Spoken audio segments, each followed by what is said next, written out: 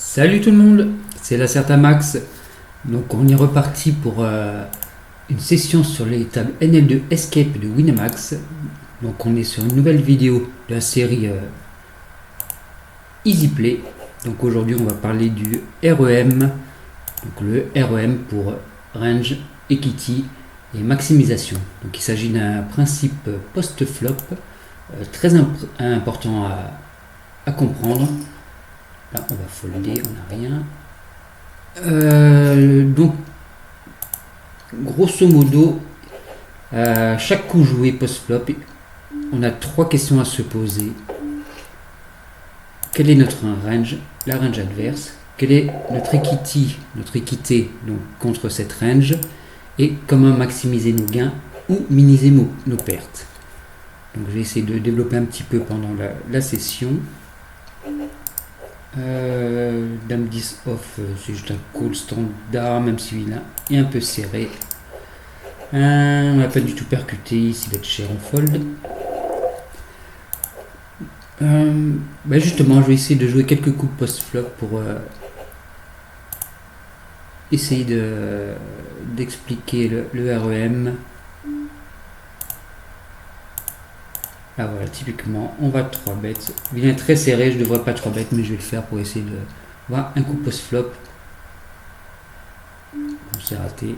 Là, on va check. Là, on va 3 bêtes.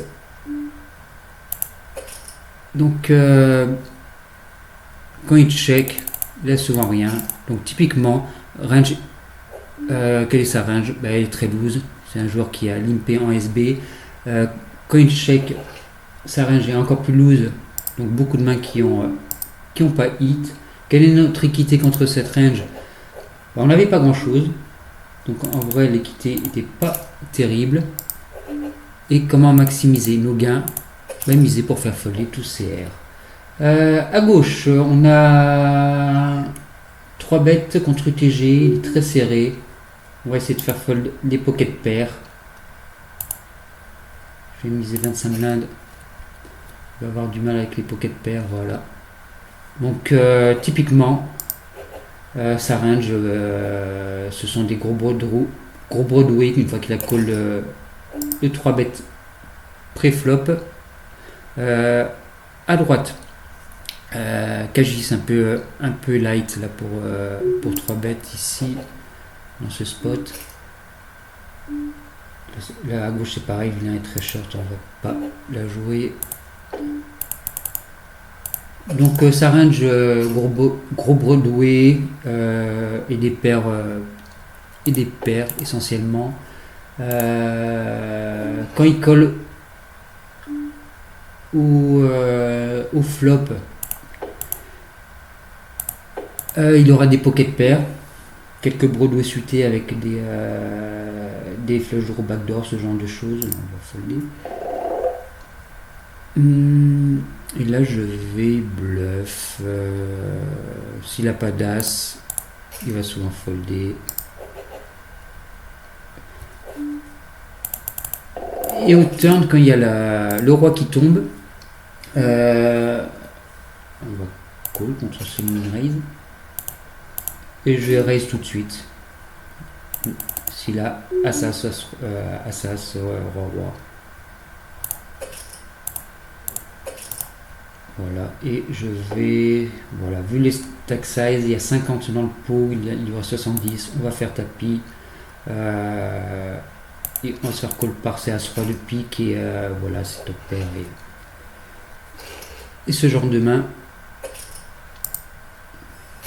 Donc maximisation ici, c'était raise en value contre ses top pairs et ses over pairs. On va iso.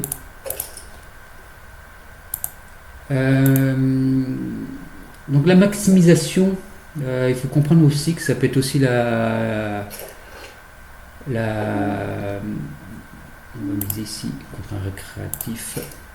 C'est pas forcément il est short, on va call. On n'est pas content, mais oui, voilà. Voilà, il y a ce genre de main. C'est aussi minimiser nos pertes, donc la maximisation. C'est-à-dire perdre le moins possible quand on est derrière. C'est pas uniquement gagner le plus quand on est devant. Donc par exemple ça va être pot de contrôle, c'est-à-dire checker quand on a des mains moyennes, ou bloc bet, donc faire des petites mises, c'est ce genre de choses. Mais avant de maximiser ou minimiser nos pertes, je vais ouvrir ici, il faut surtout se concentrer sur les deux premiers principes. Là on a plein de backdoor, on va se bête et serré.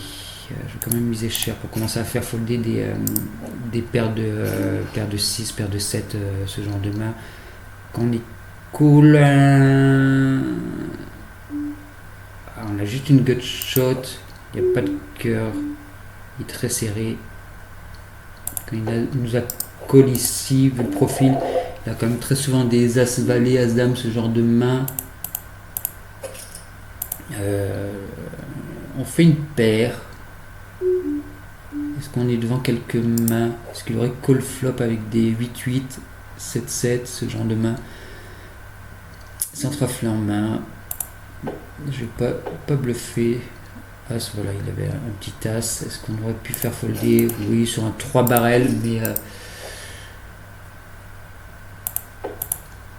3 barrels contre un joueur serré avec peu d'équité, c'est pas forcément une bonne idée. Surtout qu'on n'a pas info s'il peut folder une top pair là à gauche contre un petit bet. On va coller notre deuxième paire.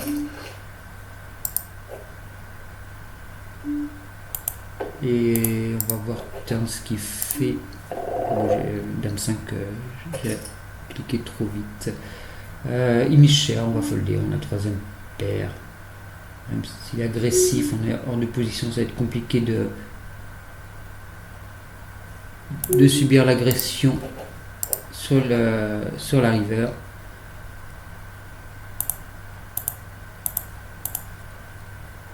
Là c'est intéressant à droite de savoir ce qui se passe.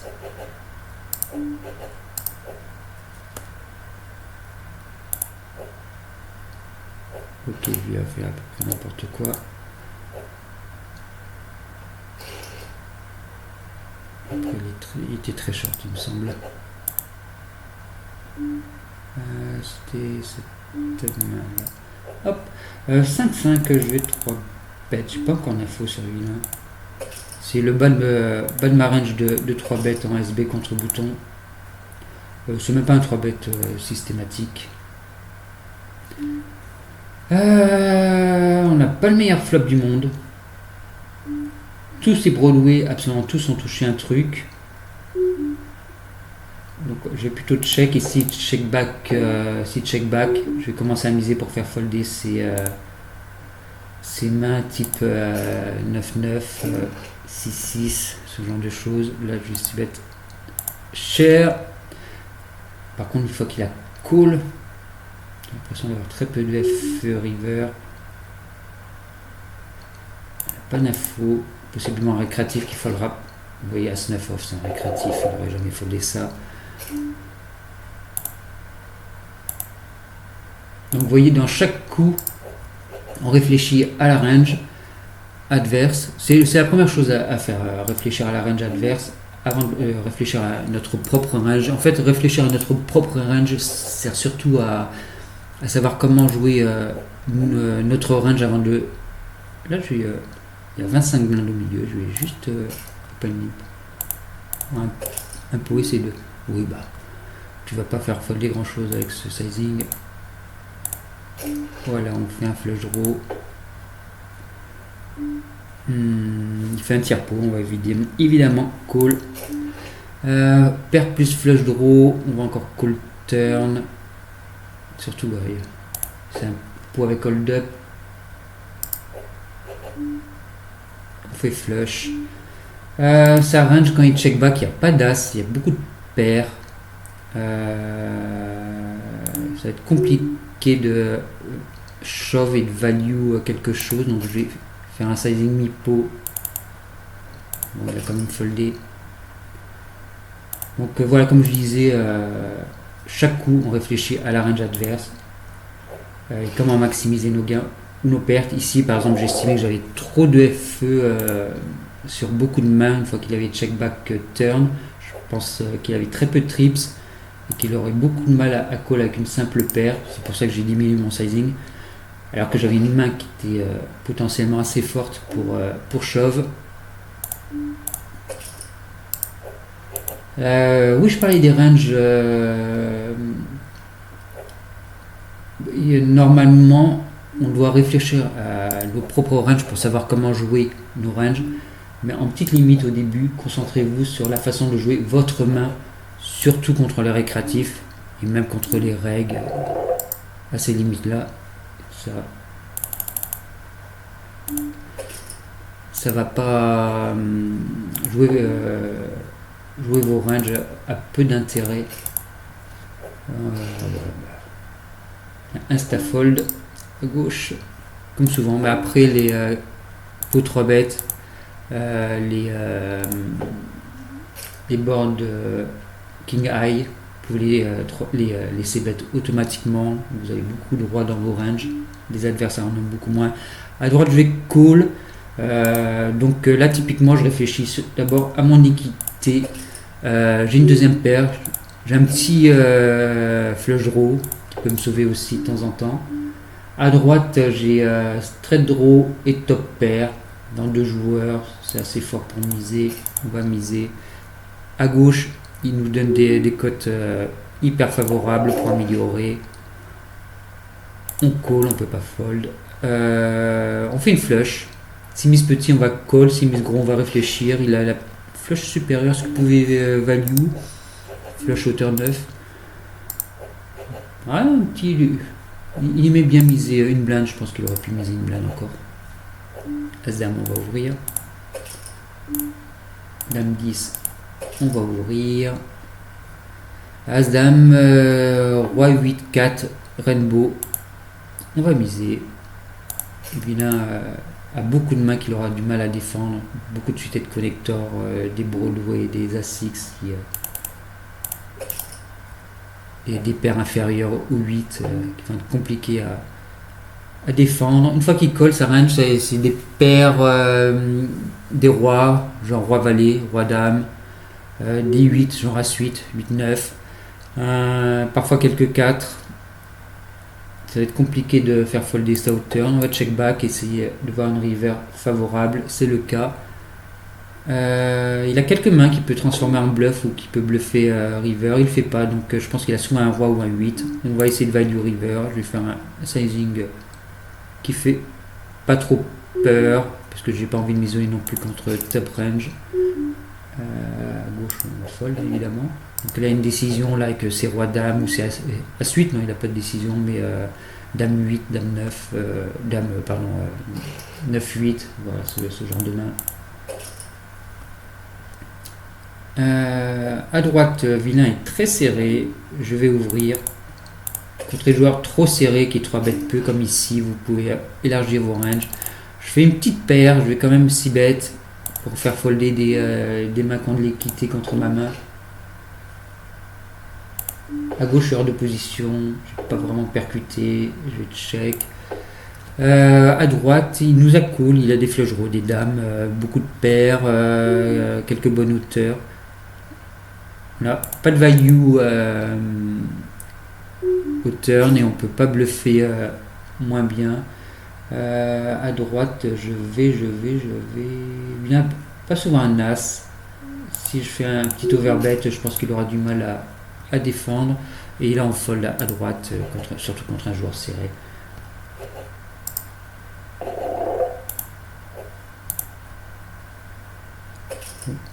En fait, on va folder. 9-6. Voilà. Donc, vraiment, range, équité, maximisation. Au départ, c'est pas facile de penser à ça. On voit d'abord. D'accord, c'est original ce qu'il fait. Là, on a. C'est un peu juste pour ISO. De temps en temps, vous pouvez ISO, vous pouvez aussi check votre big blind. On a check le flop avec deuxième paire. Quand il check back, peut avoir tout et n'importe quoi. Il n'a pas tellement percuté, mais en même temps on va quand même miser parce qu'on a trips, on a une main très forte, il faut maximiser notre value, donc maximiser notre value. On peut aussi 3 bêtes. Maximiser notre value, c'est parfois miser nos mains fortes très tôt, même quand vilain a pas forcément souvent percuté, parce que les quelques fois où il a quand même percuté, c'est là qu'on va justement maximiser. Il faut mieux gagner quelques gros pots de temps en temps. Un tiers pot, ça suffit ici. Non, on va folder. Voilà, donc il faut mieux gagner un gros pot de temps en temps que des petits pots plus souvent. Donc en fait, plus on a une EC, plus on a envie de miser fort, même si on va se faire call moins souvent. À part quelques exceptions où vraiment notre main est tellement forte qu'il reste très peu de mains fortes à l'adversaire. Typiquement quand on a des carrés, quand on a des full max, 18, c'est limite c'est un fold. Là on espère à gauche voir un flop, il y a 25 blindes au milieu.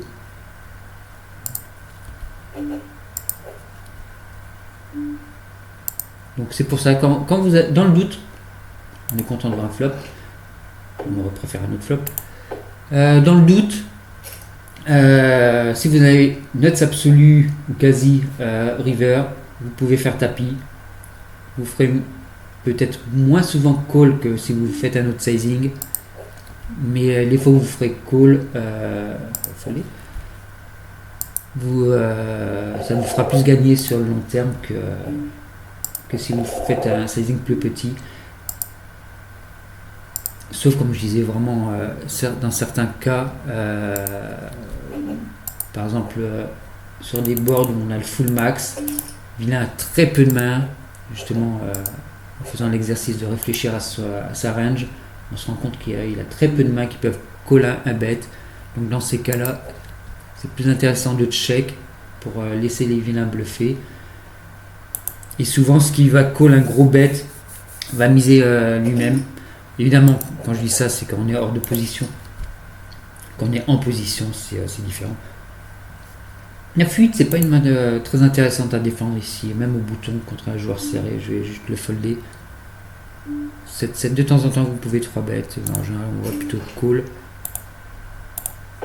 Quand il y a un overcall d'un récréatif, ça commence à devenir intéressant d'essayer de défendre et ça se couche pas derrière, donc là je vais défendre. Il y a le 10 de carreau au board, c'est pas impossible qu'on mise si les deux check.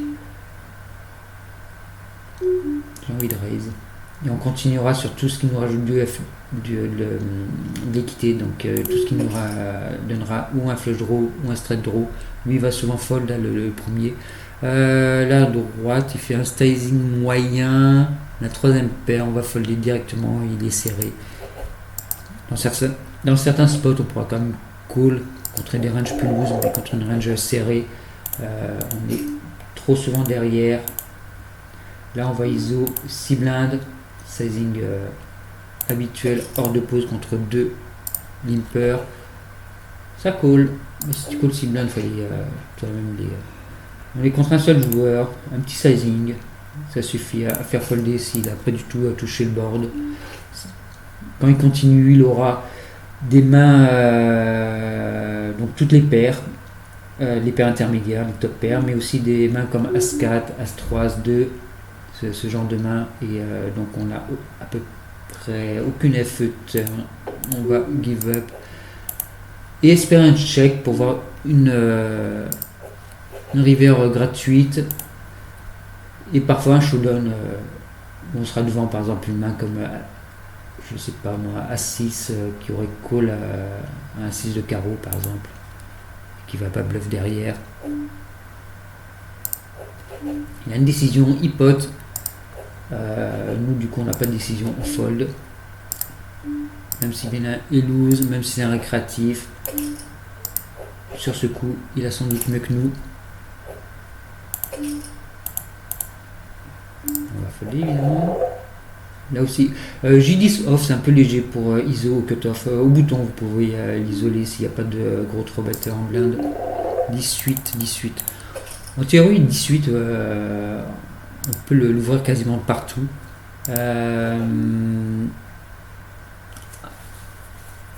En pratique, dans les petites limites, vous pouvez l'ouvrir qu'à partir du cutoff. C'est plus intéressant même que 9.8 d'ailleurs.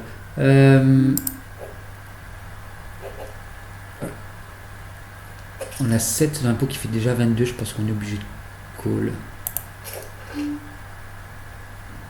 Mais lui, il nous embête bien, parce qu'en fait, 3-3, on n'est pas obligé de l'ouvrir systématiquement. On est un peu embêté parce que, en fait, si lui, 0 broc, n'avait pas call le 3 bêtes, on aurait dû call, hein, on avait les odds direct parce qu'il est short sac, il pouvait partir à taper avec une range très loose.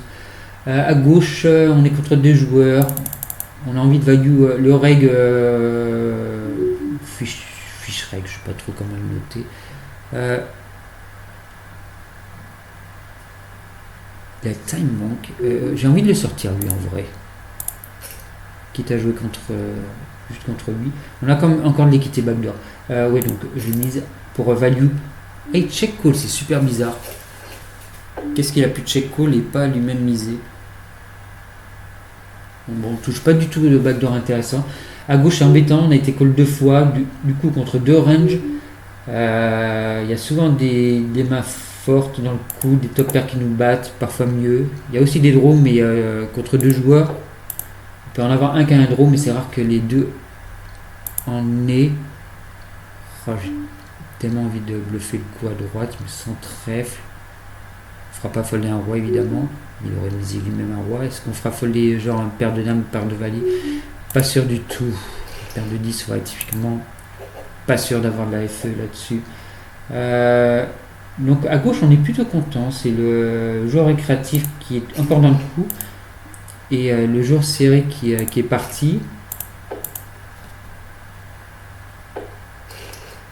Ensuite, voilà, il n'aurait pas dû miser au turn. Voilà, je pense que je ne vais pas trop tarder parce que la maximisation, enfin le REM, pardon, range equity, maximisation, une fois qu'on a expliqué le principe, après c'est surtout appliquer ça. Dans chaque coup, réfléchissez à la range adverse. Vous pouvez réfléchir à votre range, commencer l'exercice, mais en micro-limite, c'est pas la priorité. Là, je vais ouvrir. Je n'ai pas obligé. On va essayer de bet avec notre. Ah, donc bet pot, c'est embêtant parce qu'on n'a pas de trèfle en main. Donc on a des outs qui sont pas très propres. C'est très certainement récréatif. Pour autant, une open handed, on peut pas la folder dès le flop, même sur un bet pot. Ok, il est énervé. On va folder. Donc voilà, chaque coup, réfléchissez à la range adverse, ce qu'il peut avoir selon sa position, selon l'action. Très important de tenir compte des deux. Je vais check back là, ici. L'équité contre cette range. Est-ce qu'on est devant? Est-ce qu'on est loin devant? Loin derrière? Et la maximisation. Donc si on est devant comme un value, si on est derrière comme un minimum perte. Ça peut être aussi comment rendre la main profitable, j'en ai pas parlé, mais quand on est derrière, ça peut être aussi comment gagner le coup en étant derrière justement. Donc est-ce que on peut bluff donc en prenant en compte la range adverse, est-ce que sa range est forte, est-ce qu'elle est pas forte, donc si le joueur est tight, s'il a montré de l'intérêt pour le coup, voilà, ce genre de choses. Là je peux miser, je pense, à la gauche.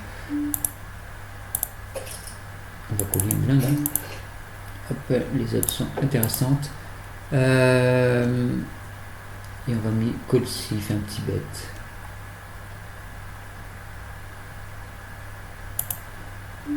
Oui, donc la range permet de savoir si on peut bluffer ou pas le coup. Et voilà, donc, on partage.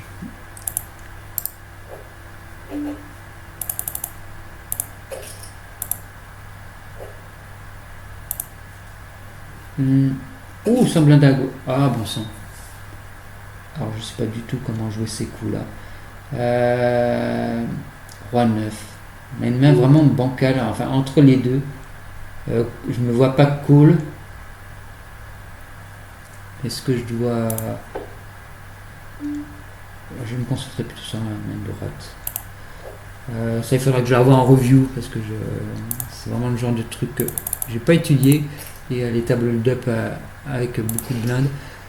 Voilà, à droite, j'ai pas si bête au flop parce que j'avais pas de value sur 3 streets avec ma main, pas souvent.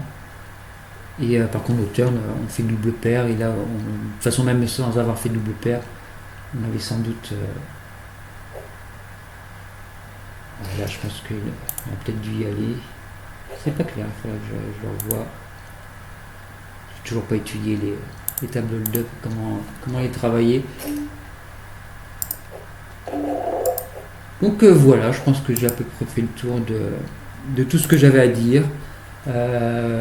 Si j'oublie des choses, je leur parlerai à la prochaine vidéo. Très bien, on va s'arrêter là. Salut tout le monde!